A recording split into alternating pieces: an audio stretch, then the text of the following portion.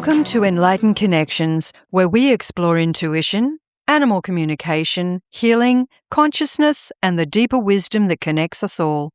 I'm your host, Lisa Aston Michael. Please follow the podcast so you don't miss future episodes.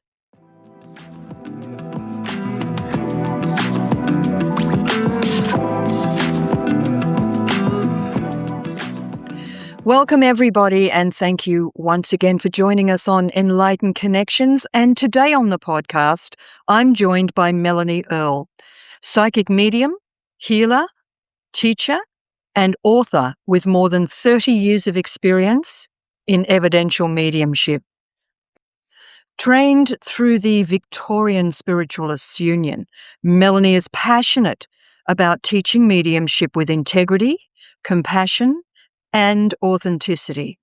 Through private readings, public demonstrations, and spiritual teaching, she helps people understand that consciousness and connection continue beyond physical life. In this episode, we explore evidential mediumship, spirit communication, grief healing, and the role of the medium in bringing comfort and validation to those grieving the loss of loved ones. Melanie also shares insights into her children's book, Peace in the Storm, After the Death of Your Mother, written to gently support those experiencing the loss of a mother to the spirit world. So if you're curious about mediumship, the spirit world, grief support, spiritual connection, or how evidential readings work, this conversation offers both warmth and insight into the continuing bond between this world and the next. Welcome, Melanie. Thank you, Lisa. That was a beautiful introduction. Well, every word of it is true, and it's an absolute honor for me to have you on the show today, and I'm sure our listeners are going to learn so much more about what mediumship is as we clear some of the perspectives and perhaps some of the opinions that may be surrounding this beautiful work.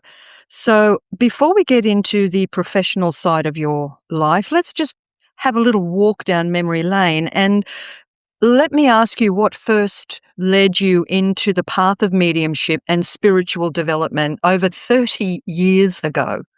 Well, it wasn't something that I just stumbled across. I was brought up in a family where my mum was very spiritual and her mother was also very spiritual. They were pretty progressive for their time. So I was brought up in a spiritual manner, just knowing that there always was a spirit world. It was just something that was. I wasn't one of those kids who could see spirits everywhere like you hear. I was just fascinated with all things that were anything to do with spiritual or the paranormal. And it probably was about when I was a teenager that I just started reading all my mum's and grandmother's books about spirit things and even manifestation and all sorts of weird stuff. I remember doing a homework assignment on reincarnation. So my teachers must have thought that I was very weird. So I was really on a seeking journey. It wasn't something that I just fell into. I just kept on looking, kept on reading books. I inquired with other friends of mine who were into different religions. I went along to their churches, read the Bible, read the Tibetan Book of Living and Dying, all sorts of different things that I looked into. But it wasn't until I arrived at the Victorian Spiritualist Union, that I'll call the VSU, we always call it that I really felt like I was at home with the spiritualist philosophy. Okay, for those listeners who may not be in Australia, the VSU, Victorian Spiritualists Union, is located in Melbourne, in the state of Victoria in Australia. So Mel, for people that are unfamiliar with evidential mediumship, how would you explain what makes it different from, say, psychic readings or fortune telling? I think I've probably got to talk about what is mediumship to start with, because a lot of people don't really know what that is. And I kind of think of it as the medium is the person who's in between the spirit world and the human world, if we want to call it that. So the medium is the one that connects people who've passed over to the people who are still living and can help to bring those people who are still living and who are still grieving, in a lot of cases, some evidence to show that their loved ones in the spirit world are still okay. They still have retained their personality. They still are still around the person that they used to love and everything, because love never dies. They're still loving them at the moment, and they're always around us, always trying to help us. I think that's the difficult thing for most people to wrap their head around, is that we were kind of raised in our Western culture that once you're dead, you're dead. You're pretty well, that's it. And I, for one, always used to think, well, that's fairly pointless. What's the point of that? There must be some kind of continuation. But I guess for people, it's hard to understand when their loved one passes into spirit, are they the same person? Like, are they a person? Do they take the form of, mum or dad or whoever they were here? Do they look the same? Are they sick? Or, how does that translate from this life to that life? I believe that we are all spirit, even the ones of us who are here and we have a physical body. So the spirit that is Melanie in this life, for example, and the spirit that is you, Lisa, we've got a meat suit on in this body, and we're playing out our role in this earthly life. And when we pass over, we still retain the aspects of that spirit personality that we had, but we just don't have the body with it anymore. Mm. There is probably a broader thing that I could go into that might not be easy to understand, but I do believe that each of us as spirits, the spirit being the part of us that animates the human body, and that when the human body doesn't have the spirit in it anymore, that the human body can fall away, and that's the part that actually dies, not the spirit part. The spirit part of us lives on and is a broader part of what I would call a part of the divine creator, or that we might call God, that is a spark from that in every single one of us, but is also perhaps even a spark somewhere else in another person, and a spark somewhere else in another person. I don't really know if I'm explaining that very well. I understand You what know you're what I mean? saying. Yes, we often hear, especially on social media in the spiritual groups and what have you, we often hear this phrase about oneness. We are all one. And many of the mediums that the public is aware of, such as Susan Geisman or John Edward, they're always spruiking about this oneness of all. And I think what you have just described is that Yes. this spark in all of us is this oneness of creation. It's an interesting thing, isn't it, for people to try and understand that it's, I guess, physical death is a doorway, isn't it? We're really going home. But how does it, if we just track back a little bit, because I know you do psychic readings as well.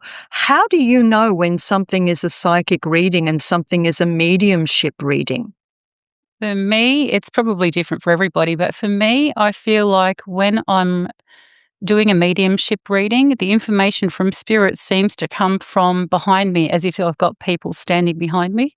And if I'm reading psychically, I feel that the person that I'm facing, that I'm giving the reading to, the information comes from them and their spirit. So I think they're a very similar thing, and we use our psychic senses to pick the same sorts of things up. But, like, for example, clairvoyance or clairaudience, and people have heard of those things, I'm sure. We're using the same psychic senses, but whether I'm picking it up from a person who I feel like is behind me, which is in the spirit world, or the person that is in front of me, the one that I'm reading for. And when you do psychic readings, is that something that's set in stone? Like, can people change that path? Versus if you have someone in the spirit world giving you messages or information, I guess you can't really change that, can you? Because it's coming from the spirit world. But when you're reading psychically, can people change that path? Now, I think you're talking about predictions. Is that right? Are you thinking more? Yes, I think most people want to know, what's going to happen. Am I going to get the next job? Or, is my boyfriend, the old one we all love so dearly, is my boyfriend cheating on me? Of course he is. That's why you're here. You already know it.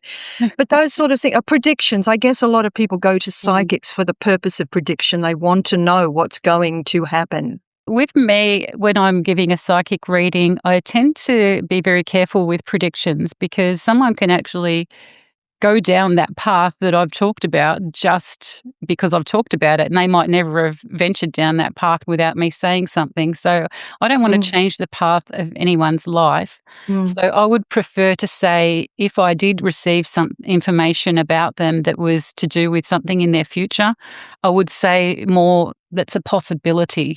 And I do mm, believe that each person has the free will to change whatever it is that they are told by a medium or a psychic, because we've all got free will. We can do whatever we want to do. If mm, someone said, you're going to have a car accident if you drive in this particular suburb, you just don't drive in that suburb. mm, You could always change what's going to happen. mm. If you're given a message from your loved one in spirit, though, is that more, well, I guess, evidential? Do you feel rather than because if you're doing if you've seen some psychics out there do a reading with cards, what have you, and I guess they can influence. They can influence you if you want to hear the words, "Oh, you're going to win lotto," or "You're going to live in a house by the sea." You can actually influence people, Yes, can't you, to do that? But I guess if you're giving a message from a loved one in spirit, there's not a lot of influence there. It's got to be evidential, hasn't it? it And does so, have to be. what are some of the examples if someone came to you for a mediumship sitting and wanted to hear from a specific loved one? Can you guarantee that they would? No, I can't ever guarantee that. I would hope that I could get that person. And there's been quite a few times where the person that they're really hoping to hear from is not coming through, at least not straight away. So, and every other person, the neighbor and the uncle and the grandfather or grandmother, they all might come through and they might bring beautiful evidence, but because they haven't heard from their mum or their dad or someone very close to them, they tend to not really listen too much to the rest of the reading because they're just waiting and waiting for that person to come through. What I do try to do is towards the end of a reading, I'll say to the person that I'm reading for, is there someone that I haven't brought through yet that you're really hoping to hear from? And if they say, yes, I'd like to hear from my mother, then I'll ask the spirit world, is her mother here or is his mother here? Because I would like to bring them through and give them some comfort that their mother is okay. And I find that when I do that, if the mother wasn't able to come through on her own, that someone in the spirit world that is known to the person who I'm reading for will help the mother come closer. And so often I have been able to connect with mother, even if it wasn't something that came naturally, if you know what I mean. Yeah, I do understand that. And also, I wanted to ask, do you find that is there a period of time after someone has passed that you're able to or they're able to connect with you? Say, if someone has had a passed from a sudden impact like a motor car accident versus somebody who has had a rather lengthy illness, and is there any difference in the time? Have you noticed that you can connect with them once they've passed over? It's my personal belief, and others may think differently, that there is no set amount of time. I do think that people who have passed suddenly or people who have no knowledge of the spirit world after they pass may take longer to be able to come through and connect with a medium and connect with their loved ones because they haven't realized what's actually happened to them. And people who have got some strong spiritual beliefs and know that there is some sort of an afterlife and that they have been preparing for it for some time with an illness, for example, I do believe that they will be able to accept their passing in the spirit world much quicker and may be able to come through a medium a little bit sooner than what someone else would have. Having said that, I used to think that it would take a long time after someone passed to be able to come through a medium, but my own personal experience has shown it doesn't always have to be the case. I had a lady book in for a reading, and I wasn't aware of her mother having passed. I used to know this lady from many years ago. I used to work with her, and I gave her a reading, and at the end, this was a similar situation to what I was describing before. She wanted him to hear from her mother, and the mother hadn't come through before. And when I asked someone to bring her mother through, and I gave evidence of her mother being around, she told me after the reading that her mother had only passed away a few days ago. So Oh. I would say never. Never say, "Oh, they won't come through for 3 months." And probably if I had have known before the reading that her mother had passed so recently, I would have told her that, it may not happen, and just give her a little bit of a an idea that her mum might be resting in the spirit world or just coming to terms with her passing before, actually being able to come through a medium. I think a lot of the listeners are familiar with the movie Ghost, and I know that that's something that is compared alongside mediums. How true to in your experience, how true to that would you say that movie is to what really happens in your own experience? In my own experience, it doesn't seem to be as physical as what it looks like on the movie. Like, you could see Whoopi Goldberg all of a sudden having Patrick Swayze just jump into her body, and all of a sudden she is him and saying the things. Mediumship to me is a lot more subtle than that. It might be just a fleeting thought or a fleeting image or something that's not as clear as someone talking in your ear saying, "Tell her this, tell her that." I would love it for it to be that clear. I know obviously practicing mediumship will help it to become clearer and clearer. But especially when you're first starting, some of the thoughts or the images or whatever it is that you're getting just sound like your own thoughts and your own imagination. So it's Yes, when you're beginning this path of mediumship, if you're not kind of born a natural medium and you don't see spirits when you're a child and what have you, that it starts the development of this ability, and I'll ask you about that, begins with the imagination, because that's the doorway to the higher realms, isn't it? Through imagination. And my next question I want to ask you is, can anyone be a medium if they want to be? yeah. Or are you somebody special, you know? Well, I think I'm the perfect example of that. I don't think I'm any more special than any other kid, and I never saw spirits as a kid, as I said earlier. But I think if you have the right intention and you really want to be a medium, you can be trained to be a medium. It does take Wow. a bit of hard work, but if you're committed enough and you love doing it like I always did, then you'll get there.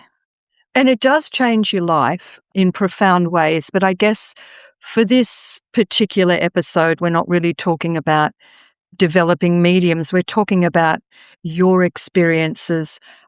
I guess you have mentioned a couple of examples of being able to connect with people in spirit, but what are some of the more meaningful or, healing moments that you've witnessed in a reading? Mm, that's a good question. Obviously, so many healing moments.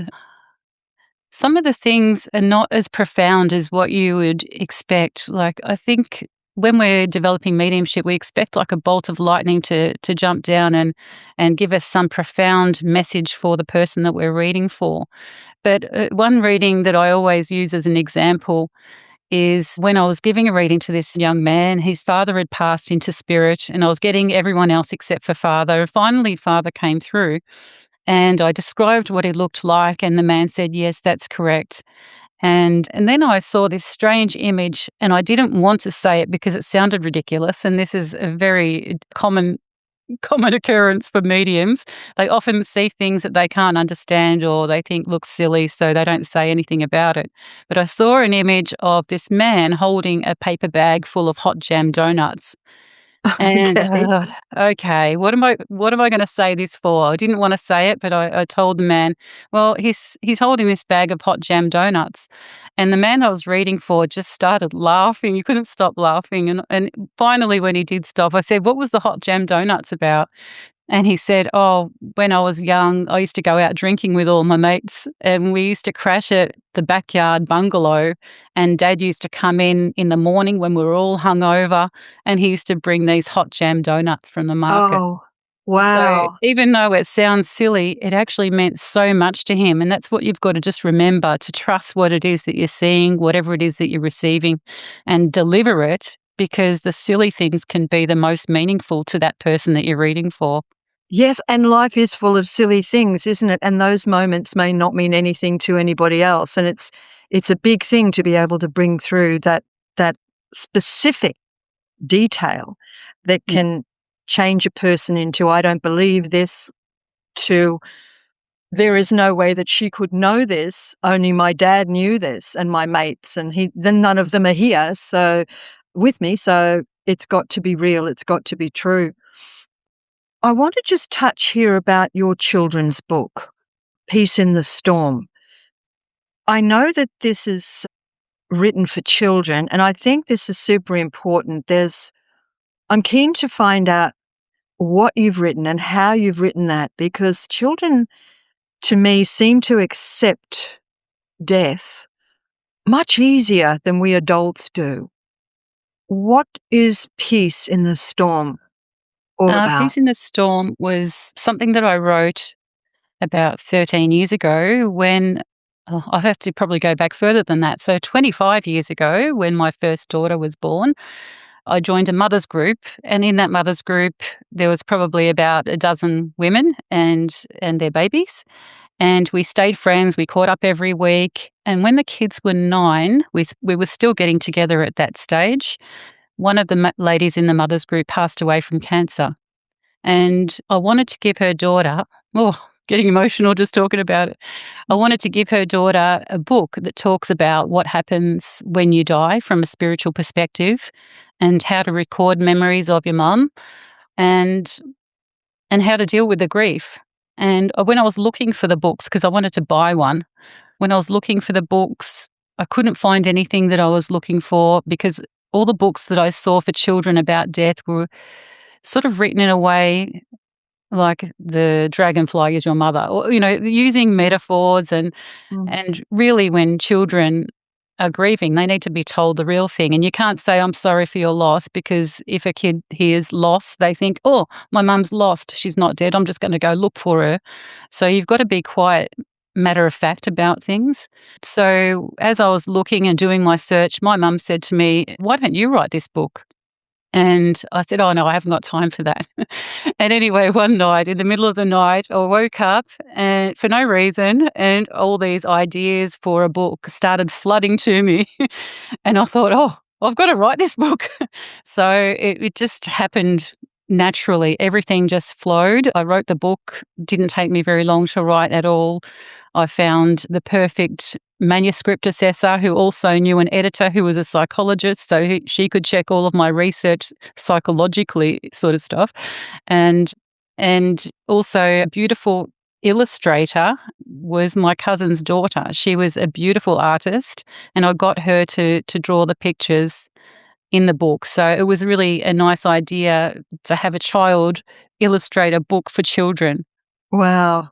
Sounds like the synchronicity was there for you, that was meant to be. And It all happened perfectly. yeah, when it's meant to be, it's going to be, isn't it? Nothing will get in the way of that. That's right. And what an important book to read. What an important book for parents to have, to assist their children through a very difficult time, because they're going through their own grief and trying to get their own kids through. So what age would this be suitable for? What?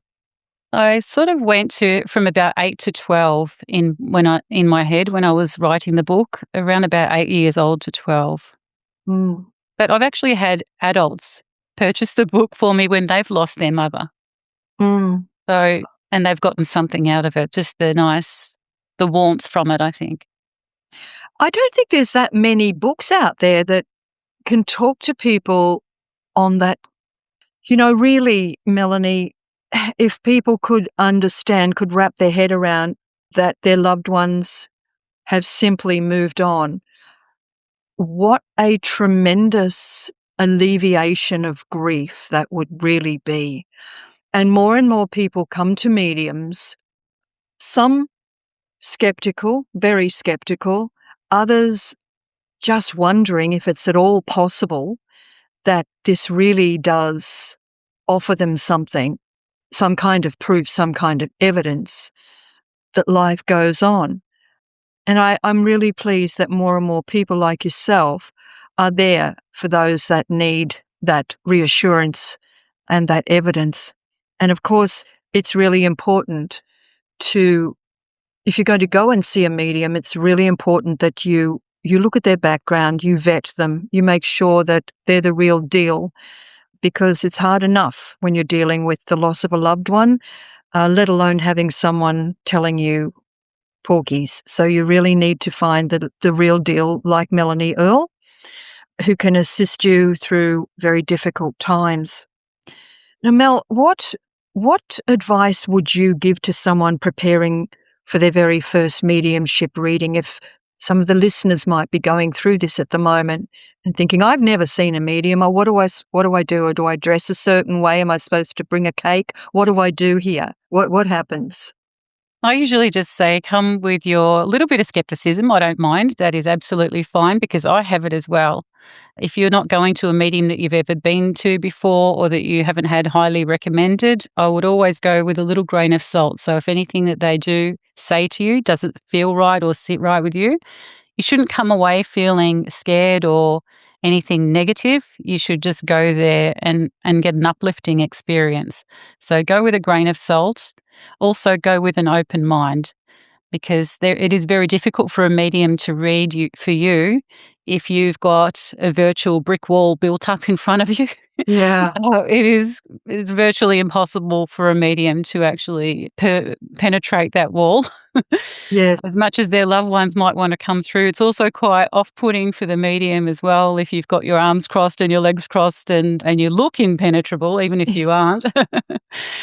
And so I would just go with an open mind. You can bring something from that used to belong to or has a memory of a loved one that you know is in spirit. That might help as well, just to have their energy around you when you're going to the medium. But really, I think just go with that love in your heart for the person who's passed over, and they will come close. They're drawn to that love.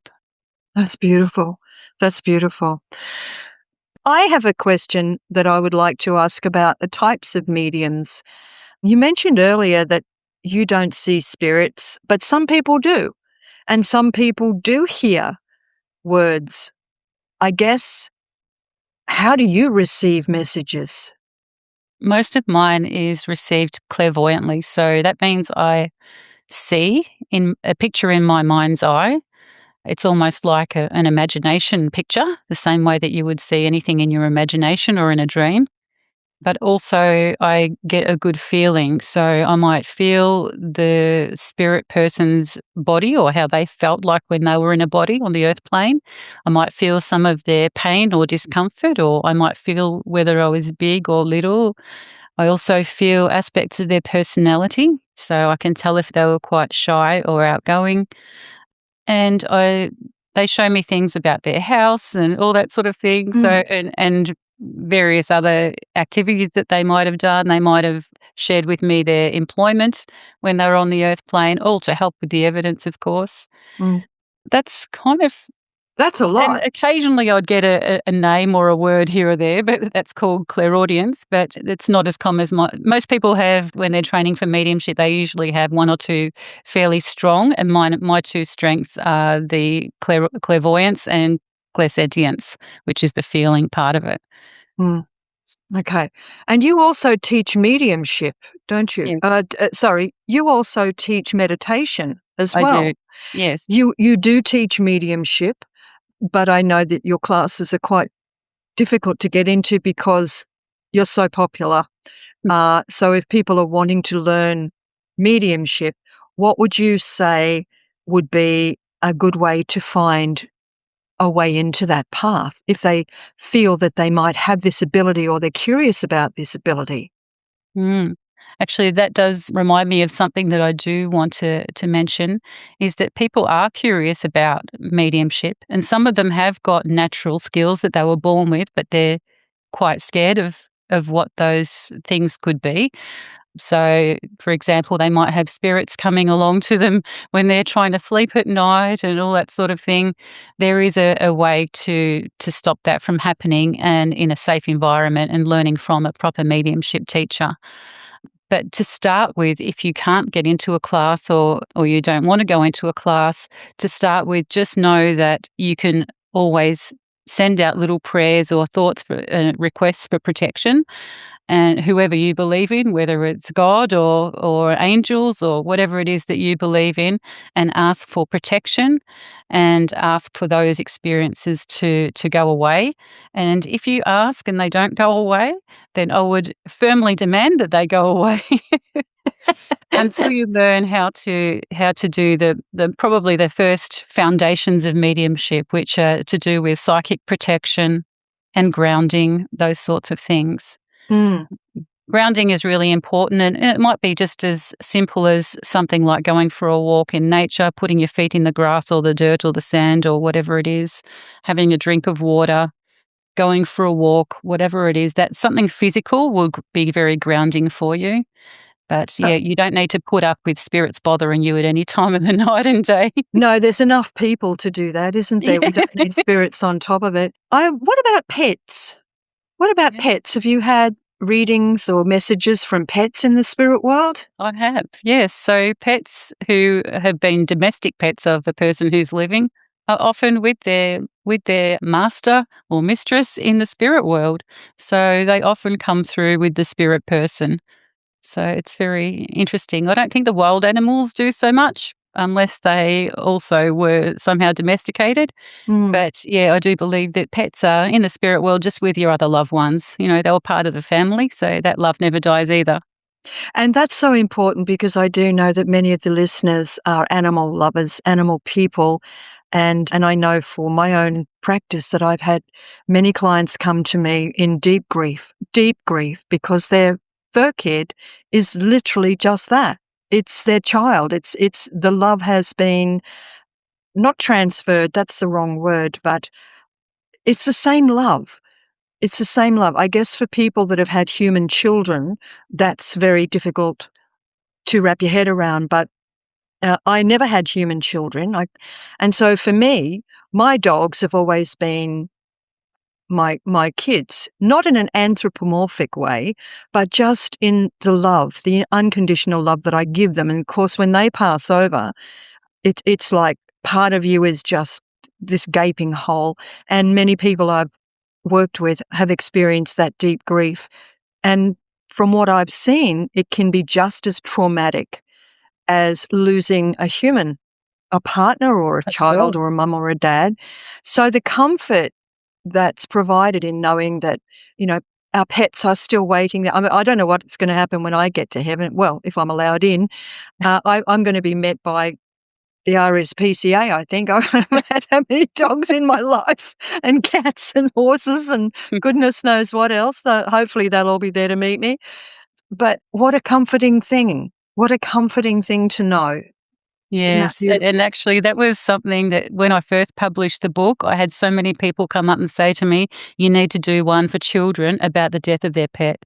And I thought, "Oh, wow, that's something that really came up, and it was a high in demand." Lots of people said the same thing to me because, of course, a lot of pets don't have the same lifespan as humans, so No. they often kids go through that grieving process for their pet.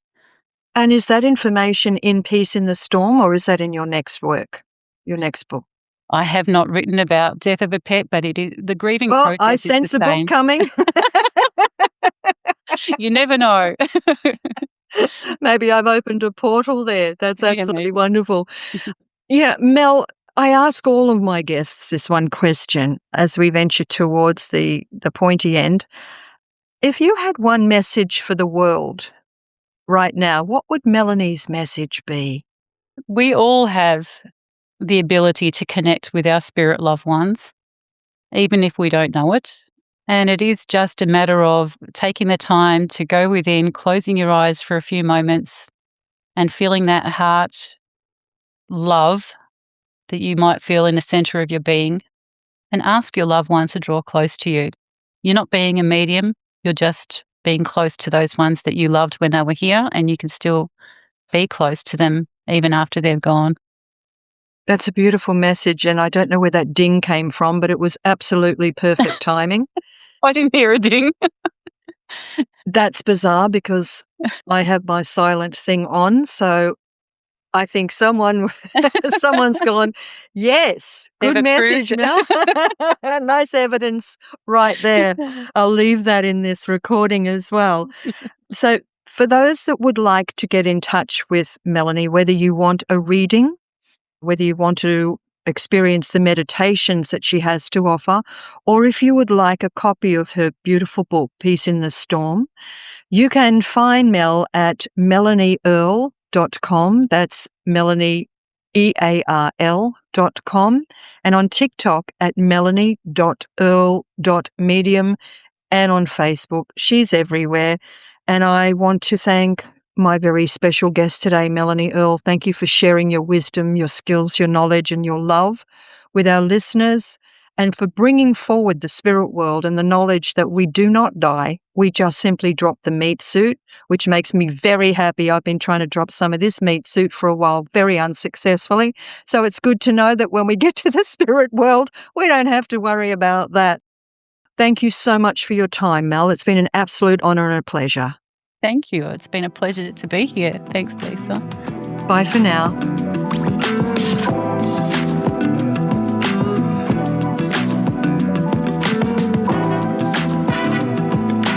Thank you for being here and for listening to Enlightened Connections. I hope today's conversation offered you insight, reflection, or a deeper sense of connection. If this episode resonated, please follow or subscribe and share it with someone who may benefit. All resources mentioned in this episode are listed in the show notes. You can also join me inside the Enlightened Connections Facebook community. I would love to welcome you there. Until next time, take gentle care, stay connected, and trust the whispers.